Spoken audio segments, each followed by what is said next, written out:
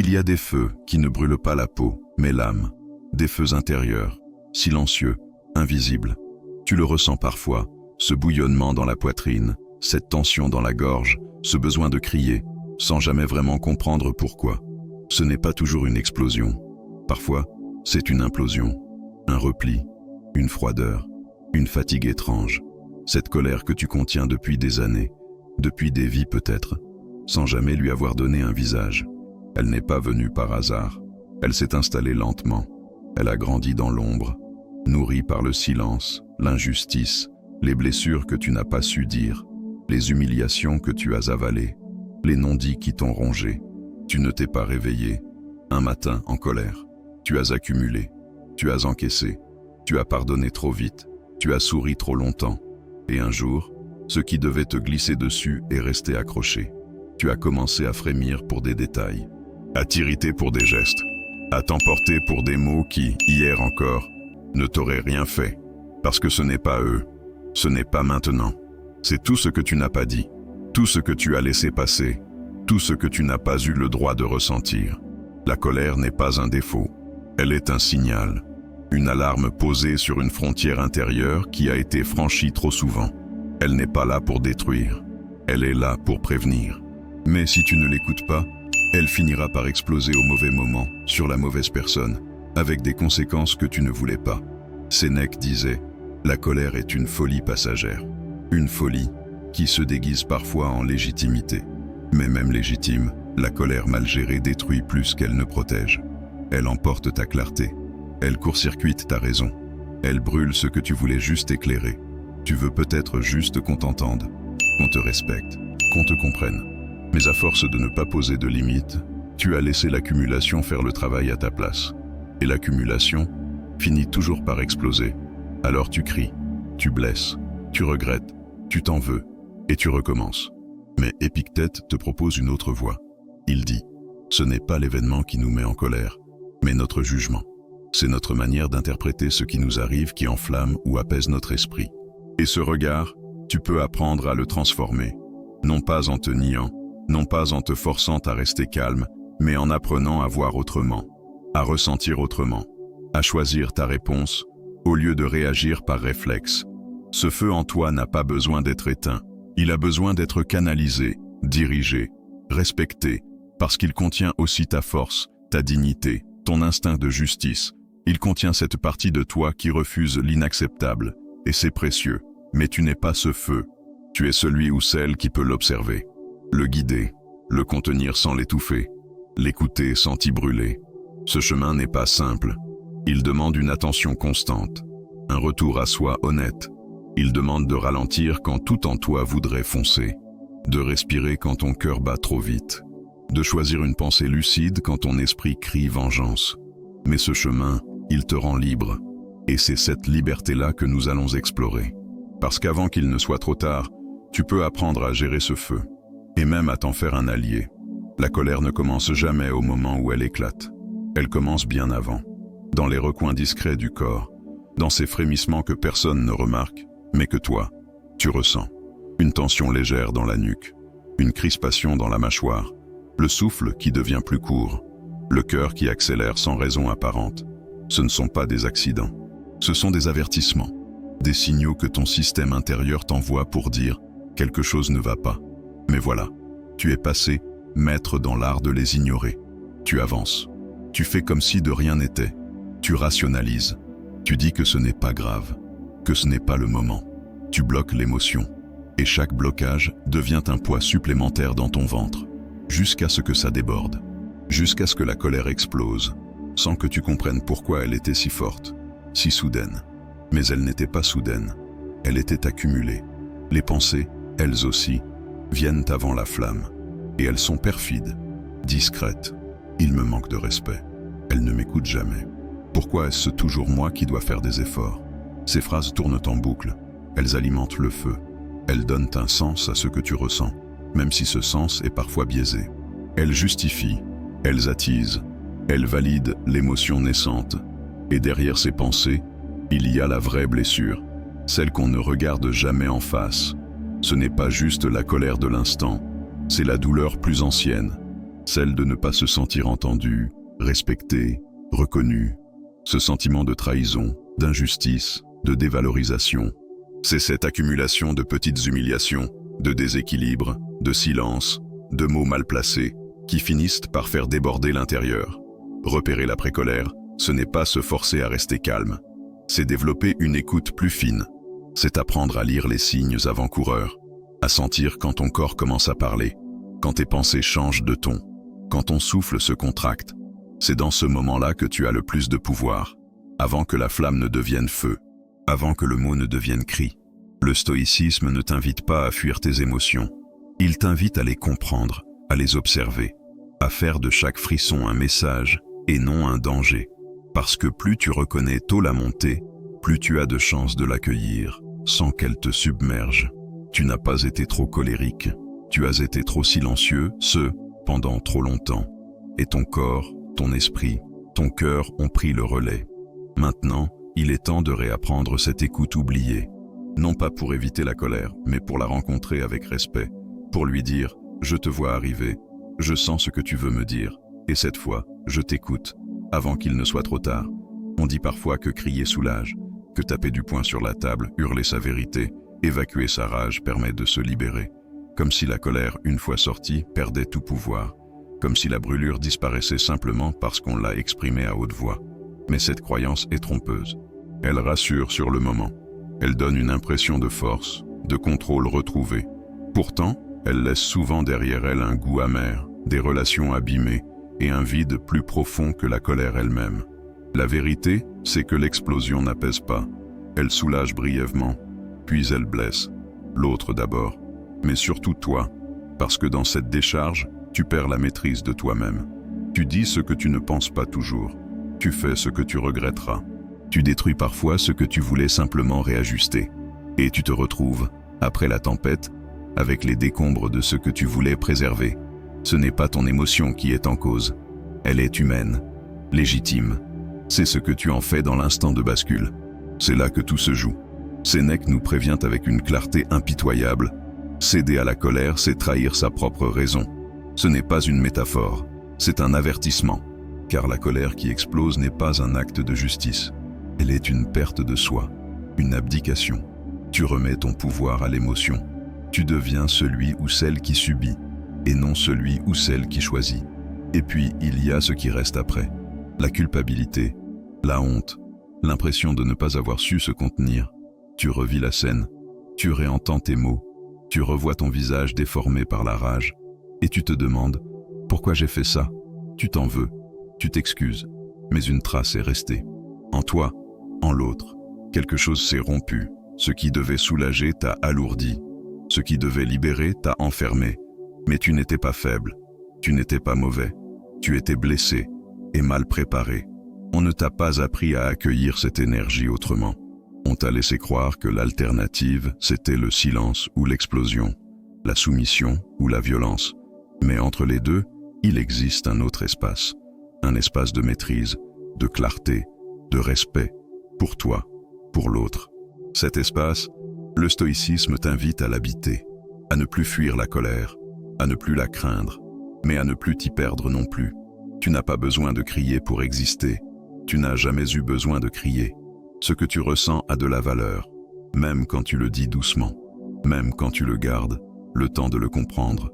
L'explosion n'est pas une victoire, elle est un cri d'épuisement.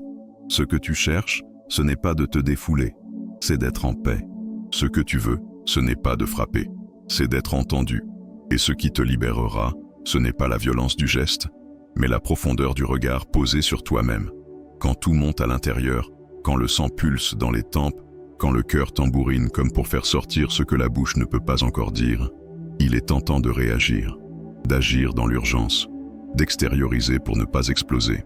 Mais c'est précisément dans ce moment, ce minuscule espace entre la sensation et le geste, que tout peut basculer ou se transformer.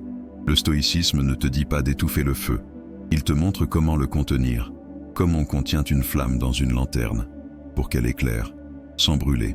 Et cette lanterne, c'est la respiration. Une pratique simple, mais puissante.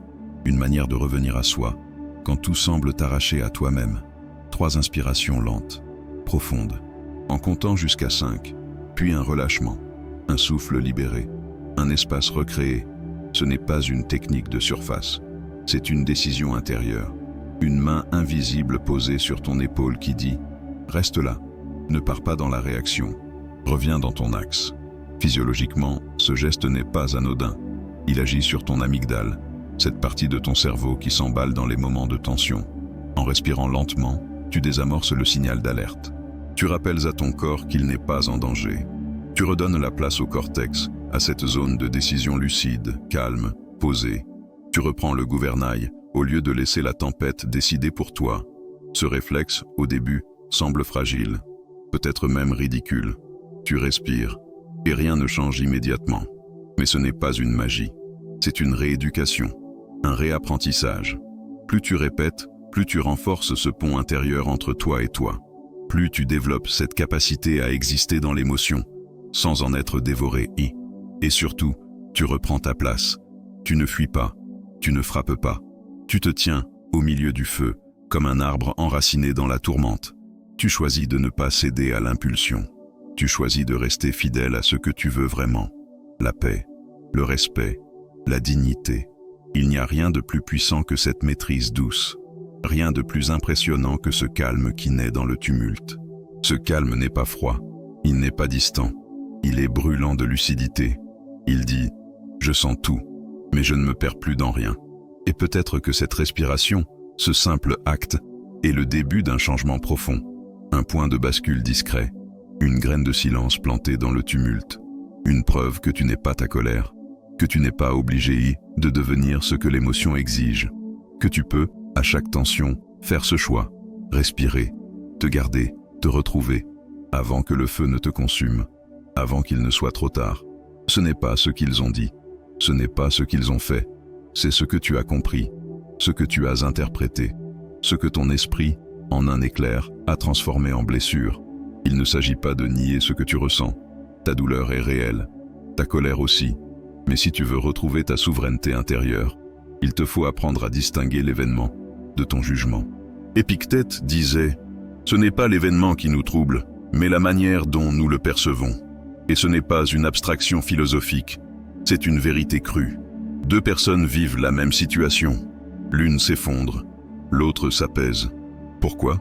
Parce que l'une croit qu'on l'a humiliée, l'autre voit une maladresse. L'une se sent rejetée, l'autre perçoit une limite. L'événement est le même. Le vécu est radicalement différent. Alors pose-toi cette question. Est-ce que ce que je ressens vient vraiment de l'autre ou de l'histoire que je me raconte à partir de ce qu'il a fait? Est-ce que je suis blessé parce qu'il m'a ignoré ou parce que j'y vois une preuve que je ne compte pas? Est-ce que je suis en colère parce qu'elle a oublié de me répondre ou parce que j'interprète cela comme un manque de respect? Il y a un monde entre ce qui est et ce que tu en fais en toi. Ce n'est pas un reproche. C'est une clé, une ouverture, un pouvoir retrouvé. Parce qu'à partir de là, tu peux reprendre la main.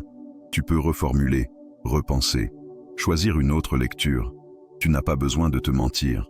Tu n'as pas à minimiser ce que tu ressens. Mais tu peux élargir ta vision. Tu peux ajouter des nuances. Et dans ces nuances, ta colère trouve un apaisement. Pas une négation, un espace.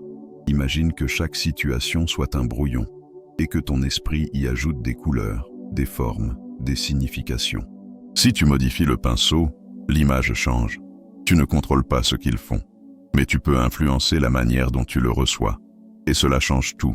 Cela transforme l'attaque en information, l'humiliation en signal, l'agression en occasion. Ce travail intérieur n'est pas immédiat. Il demande de la patience, de l'honnêteté, mais il est possible. Chaque soir, tu peux revisiter ta journée, revoir les moments de tension, réécrire ce que tu as compris, reformuler ce que tu as cru être une certitude. Et peu à peu, tu verras que beaucoup de tes colères étaient des appels, des malentendus, des interprétations.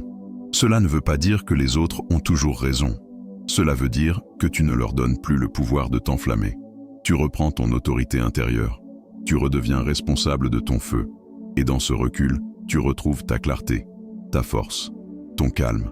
Ce n'est pas fuir, c'est choisir. Choisir de voir plus grand, plus large, plus juste. Et dans ce choix, ta colère perd sa domination. Elle devient un message. Et toi, Tu redeviens maître de ton interprétation, de ton monde intérieur, de ta paix. Il y a des émotions qui prennent tout l'espace.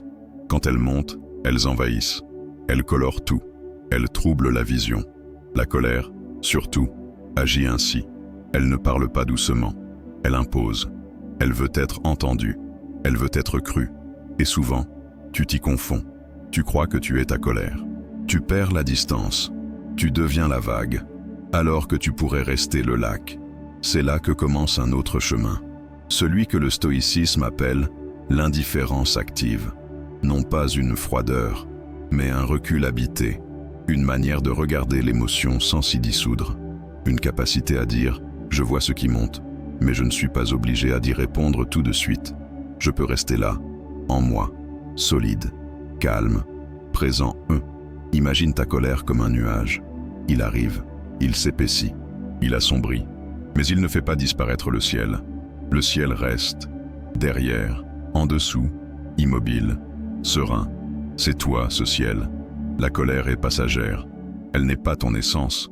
Elle est un phénomène, une réaction, un appel. Mais elle ne te définit pas. Autre image, celle du lac. Quand la colère surgit, elle crée une vague. Si tu te jettes dedans, tu bois la tasse, tu paniques, tu coules. Mais si tu l'observes depuis la rive, tu vois la vague. Tu la sens, mais tu restes sec. Tu restes lucide. Tu restes libre. Cette visualisation n'est pas naïve. Elle est puissante. Elle crée de l'espace entre toi et l'émotion. Et dans cet espace, il y a la possibilité de choisir. Choisir de ne pas réagir. Choisir de ne pas répondre immédiatement. Choisir de rester là, les deux pieds au sol, la conscience éveillée, le cœur qui bat, mais qui ne s'emballe plus. Ce n'est pas une fuite, c'est une posture, une discipline, un art, l'art de ne pas nourrir la vague, de la laisser passer, de l'honorer, sans lui obéir. Plus tu pratiques cette distance, plus elle devient naturelle. Elle n'est pas froide, elle est tendre. Elle dit « je sens tout, mais je ne vais pas me perdre là-dedans ». Elle t'apprend à accueillir sans être envahi, à écouter sans absorber, à regarder sans devenir ce que tu vois. Et dans cette posture, tu deviens un refuge, pour toi-même d'abord, et peut-être, un jour, pour les autres. Tu n'as pas à réprimer, tu n'as pas à fuir, tu as à rester, présent, calme, ouvert. Même quand la colère t'invite à exploser, c'est cela, l'élégance intérieure. Ne pas se laisser emporter, même quand tout pousse à réagir. C'est cette maîtrise douce, ce regard vaste, cette capacité à laisser la tempête passer, sans te déraciner. Tu n'es pas la vague, tu es le lac. Et ce lac, même agité en surface, garde une profondeur que rien n'atteint. C'est là que se trouve ta force. C'est là que commence ta paix. La colère est une énergie brute, puissante. Elle monte comme une vague prête à tout emporter, mais elle contient aussi une force de vie immense. Ce n'est pas une faiblesse, ce n'est pas un poison à éliminer. C'est une matière première, une énergie mal orientée, souvent mal comprise, mais profondément humaine. Et quand tu apprends à la canaliser, elle ne détruit plus, elle devient un moteur. Ce qui t'épuise, ce n'est pas la colère en elle-même, c'est le fait de ne pas savoir quoi en faire. L'agression, c'est l'énergie de la colère qui n'a pas trouvé sa direction. Elle cherche une sortie. Elle frappe, elle brûle, elle détruit. Mais cette même énergie, transformée, peut éclairer, construire, guider. Elle peut devenir un élan, une affirmation, un acte.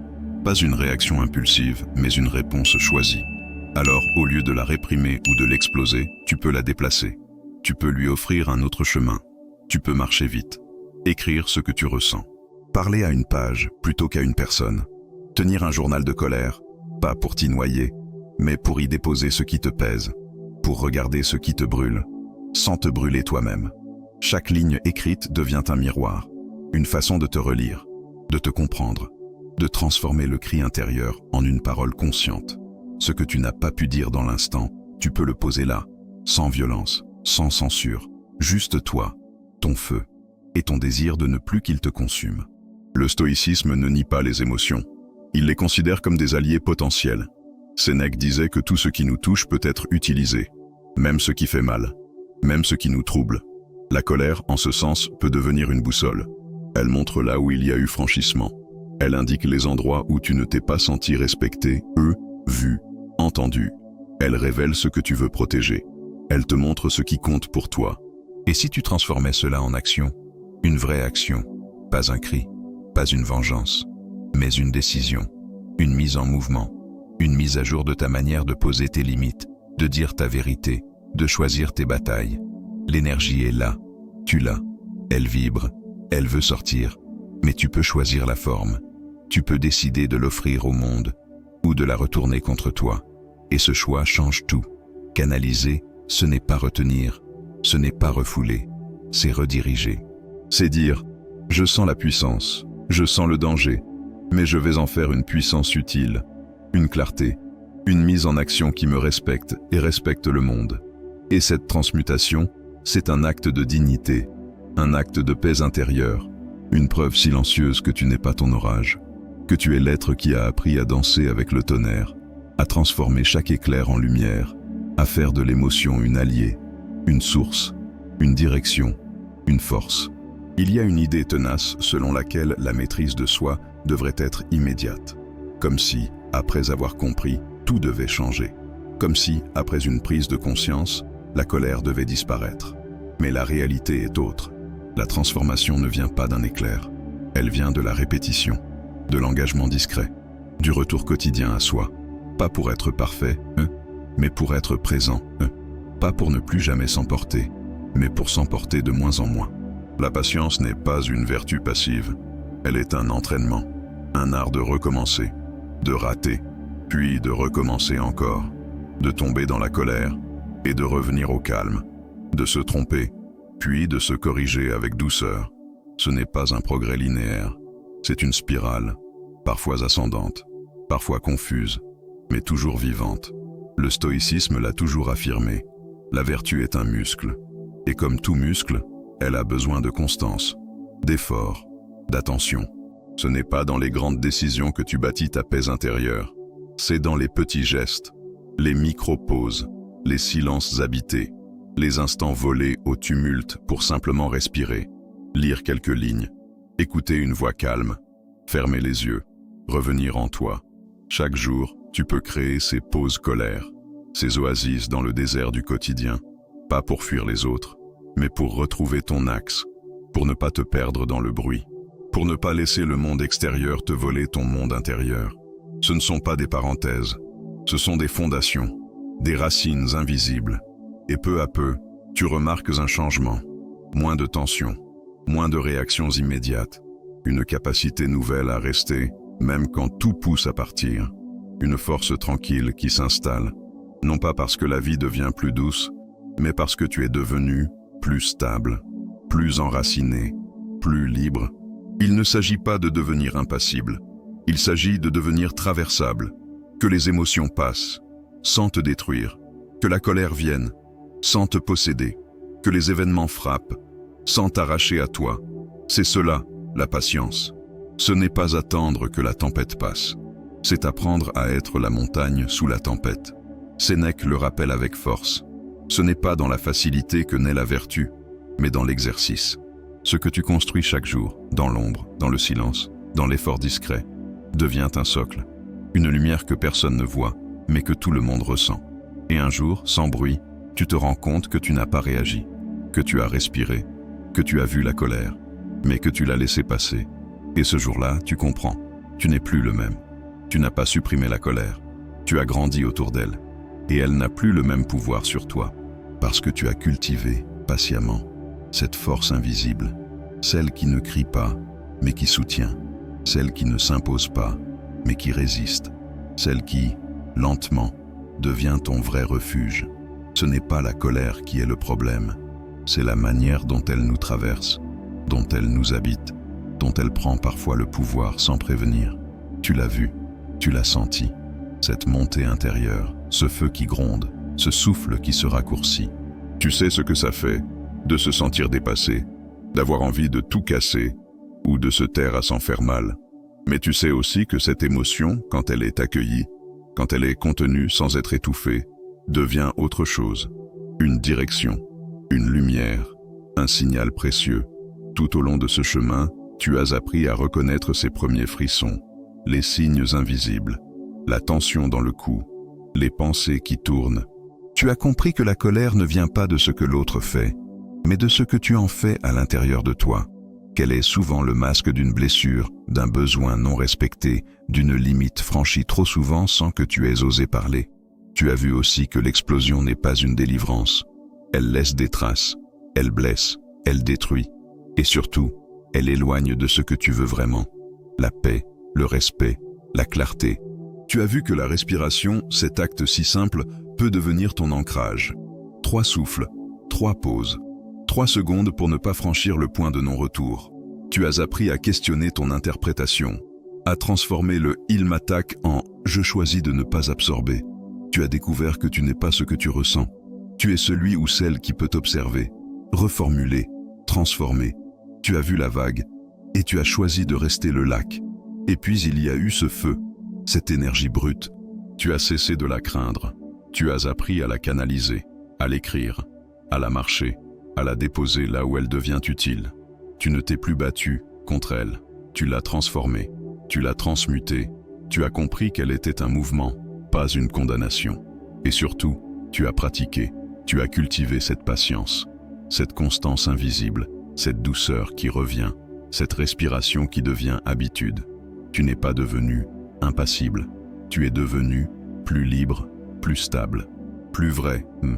Sénèque nous le disait, mieux vaut éteindre l'étincelle que lutter contre l'incendie. Tu n'as pas attendu qu'il soit trop tard, tu as choisi d'agir dans le silence, dans l'invisible, avant la tempête, avant le cri, avant la rupture.